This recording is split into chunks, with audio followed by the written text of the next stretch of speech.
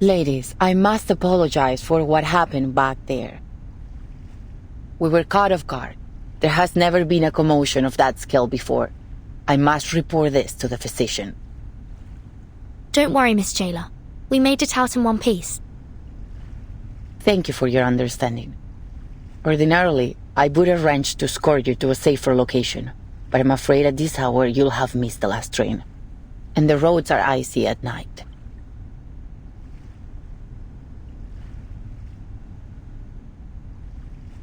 Psst, Vernon, we can't leave like this. We appreciate your kind consideration, Miss Jailer, but we still have some unfinished business here. I see. I'll arrange a clean room in a safer section for you. We'll do our best to ensure your safety tonight.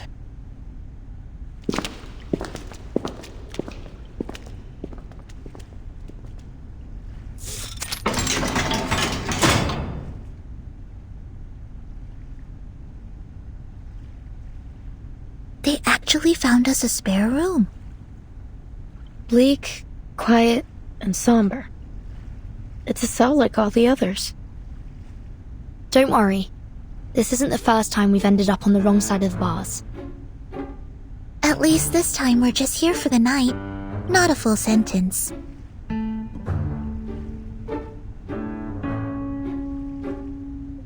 Though, this cell is quite different from the ones we've been in before. Not just the cell. The whole prison is unlike anything I've seen. And this society they've been running here isn't some mere pastime. They're having real discussions about meaningful topics, even though the rest of the world has been cut off from them.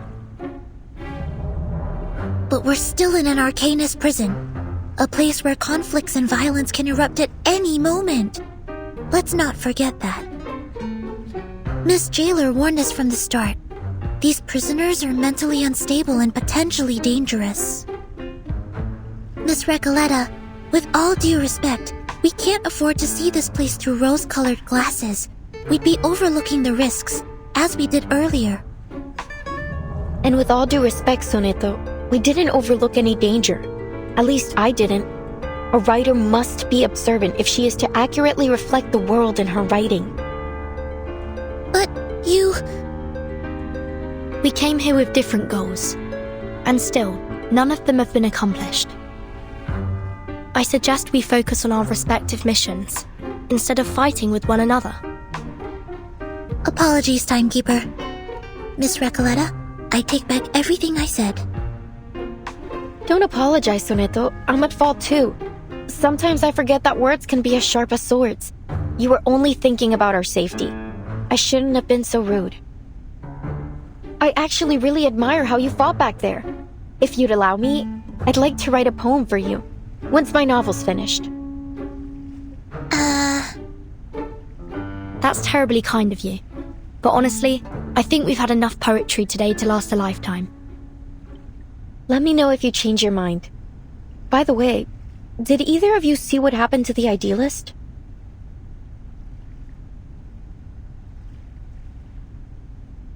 The jailer told me she went back to the gallery once everything calmed down. She found nothing. No blood, no shell cases, not even a trace of the idealist. Timekeeper, now's really not the time for ghost stories. Do you mean that maybe the idealist somehow managed to get out of there on his own? Or perhaps someone else helped him? Well, according to the idealist and our jailer, any inmates who are unwell will be taken to the physician. It's possible someone brought him there, while everyone else was shouting and running about. You're right. It could be that he's with the physician right now. I'm relieved. That was a sudden plot twist, but a visionary of his magnitude doesn't deserve to die in silence like that. To be fair, the gunshot was quite loud, as was the ensuing commotion. Nonetheless, he couldn't have just died like that.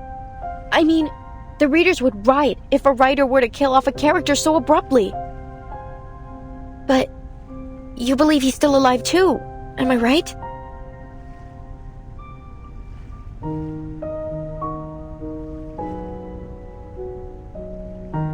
There's nothing that we can be certain of for now. But on a brighter note, we didn't come back empty-handed from our mission either, Soneto. We found Dr. Dorez's signature in the gallery. You were right all along, Recoleta. She was here. But we didn't see her at the gathering.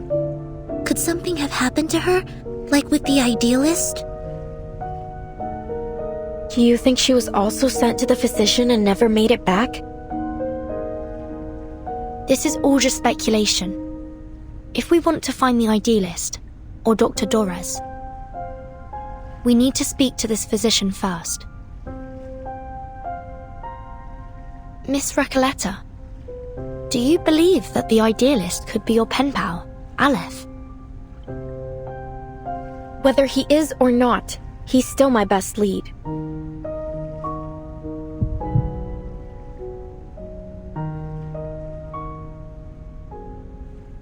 Amigas, I've had this strange feeling in my gut since we got here. Something is slowing us down. Now, to figure out what it is...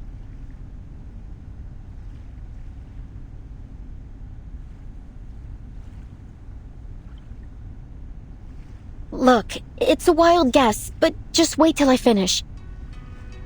It feels like everything happening in this prison is somehow connected to my novel, El auge y la caída de la cordura. We're no strangers to wild guesses, and sometimes they're closer to the truth than you'd think. So this... The rise and fall of sanity. Sorry. What exactly is your story about?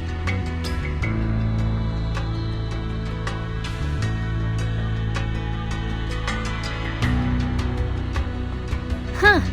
Nunca pensé que te interesaría. It starts... Sorry, it's been a while since I told it from the beginning. A few years ago, I worked as a forest ranger. It happened in a desert town called Amalfitano, in Sonora back in 1975.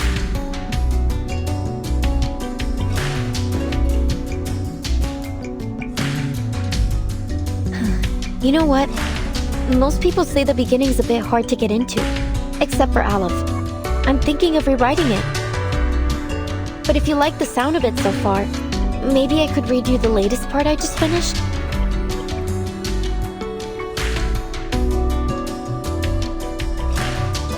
Please.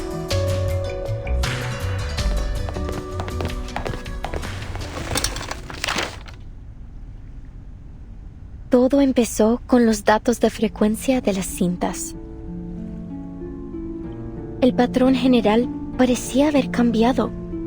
Al principio, la investigadora de paracausalidad lo atribuyó a un error estadístico. Un fallo, tal vez. Oh, sorry. But after a few days and long nights of meticulous calculations, that explanation only became less and less plausible. The odds of success and failure kept shifting, and the chance of repeating the previous result kept growing. It was as if someone had tampered with the rules and tweaked it to their liking.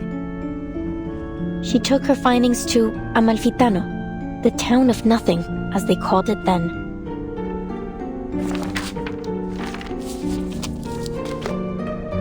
Near the old looms, she met a blind weaver who spoke softly of an old tale.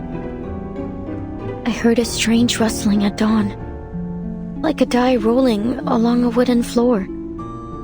Then the morning light dimmed and died. That was the last time I saw the sun, my own hands, or the threads I worked with. The second time I heard the die roll, I was told the oxen in the fields sank to their knees and never stood again. By the third roll, the fields were crawling with frogs. Plows ran over them, and some still writhed, squeezing themselves deeper into the cracks in the earth. The fourth time the die rolled, 10 dormice plunged into the sea in a strange sleepwalk, and 10 bears feasted for the last time before winter arrived.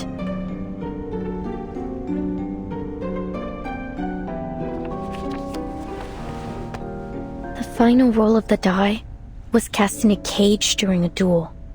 Before a crowd of eager eyes, the winner left with 10 pounds of gold, and the loser left with 10 flies, which fell on him to feast.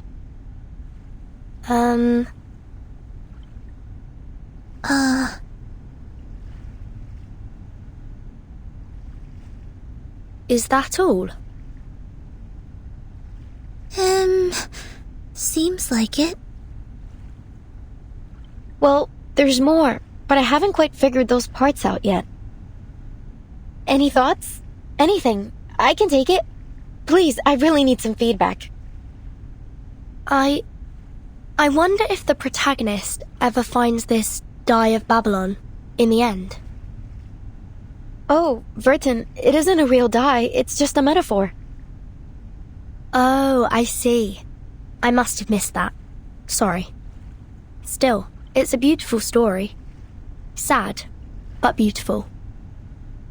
The story is still too obscure, isn't it? Aleph warned me about this. In our last correspondence, he suggested adding the blind weaver to shed light on the hidden theme. It helped at first, but even with his sage advice, no matter how hard I tried, the plot just didn't seem to move forward. Feel stuck in that village with them, lost, dazed, isolated inside their small, disconnected moments. Something crucial is missing, leaving gaps between the characters and the scenes. Should I change the storyteller's perspective? Start a different angle? Or maybe rewrite the characters completely? What should I do?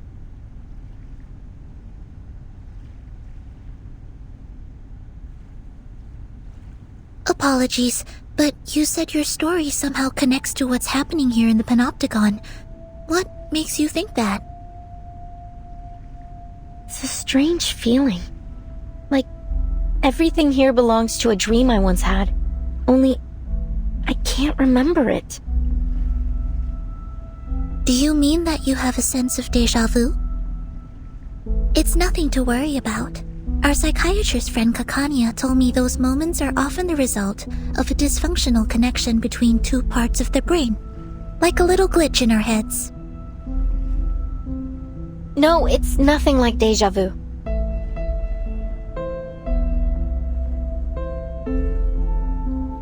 Déjà vu is a single moment, a specific situation. But here it's everything. La sociedad, the rules, the idealist, even the incidents in the gallery. Each one unfolds in a similar pattern, like the grooves on a record, telling a story I feel I've listened to before. Amalfitano and Comala. They're two sides of that same record, playing out the same tune. Whatever happens in my story seems to be happening here too. I had that feeling when I met you as well, Miss Verton. At first I thought it was only an interesting coincidence. You're much like the first character in my story. A traveler with a suitcase.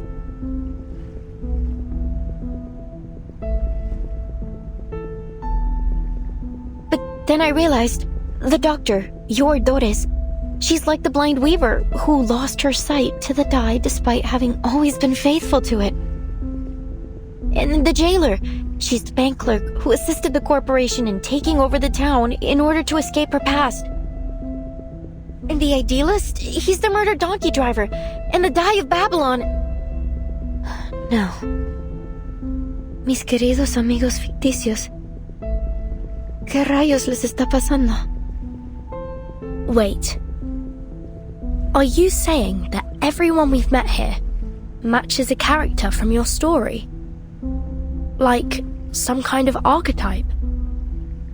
That sounds unbelievable. But then again, maybe you're onto something. You see the world through a different lens that none of us share. Not just the characters. The events here are mirroring my story too. Aleph, He's the only one who truly understood my story. If things are playing out just like my novel, then... maybe Aleph is in fact still here. Are you suggesting that someone is controlling the panopticon in order to make it follow the same plot as your story? That they've set the rules, started the poetry group, planned the attack on the idealist, and tried to prevent us from finding Dr. Dores? If that's true, Miss Recoleta, it's very likely that the one acting against us is in fact Aleph himself.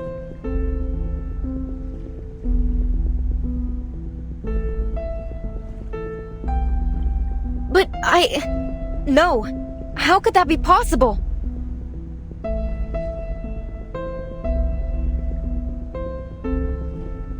Why? Why would he do this? I don't see any reason why he'd be connected. He's an intelligent, cultured, and profound person, not a common killer. No, none of this adds up. Remember, Dr. Doris was brought to Ushuaia by the Xeno rebels. And we know they're connected to Manus Vindicte. If this Aleph really is hiding Doris from us, he may be working with them.